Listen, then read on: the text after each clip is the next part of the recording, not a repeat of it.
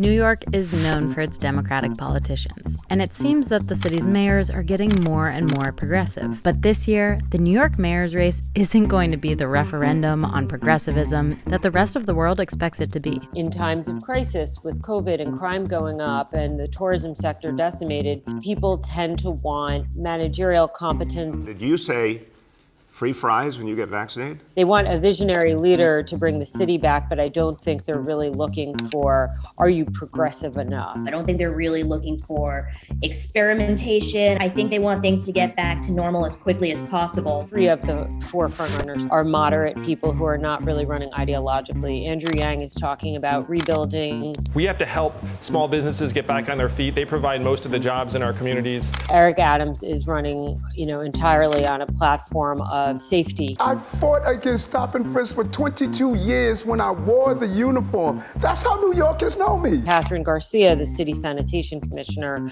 her message is like, I'm going to get the city government functioning. Because I take on the tough problems. For a place that was the initial hotbed of the coronavirus outbreak, that's maybe the 3rd most important priority for New Yorkers right now. Most importantly, to my surprise, it has been policing. How do you stop people from being stabbed on the subway? How do you stop Asian Americans from being punched in the face? And Adams, as a former cop, probably has the best platform into addressing that. If we're going to turn around our economy, we have to make this city a safe city.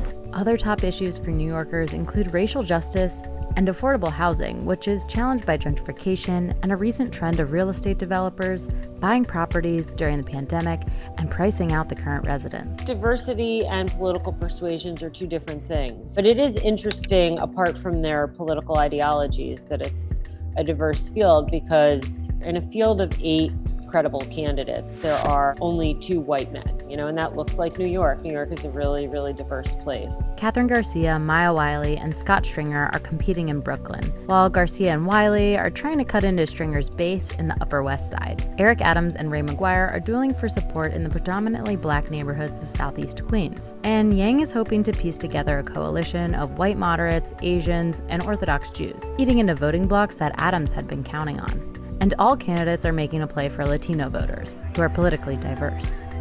Do they go to a more Biden-esque, pro-law and order, somewhat conservative vision of the Democrats? We need to go after guns. We must focus on gang violence. Or does it go in the direction of Maya Wiley, who is far more progressive? To create community care centers, we are going to stop the hiring in the next 2 police cadet classes. We have a police department that is bloated. The rest of the country will probably view this as a symbolic victory one way or another. I do think there's a leftward movement in the Democratic Party that is absolutely in New York City. I mean, AOC is like the face of the progressive movement, and she won in New York City. AOC's recent endorsement of Maya Wiley has bumped her up to the front of the pack. Gonna show this city what courage looks like. Good to see you.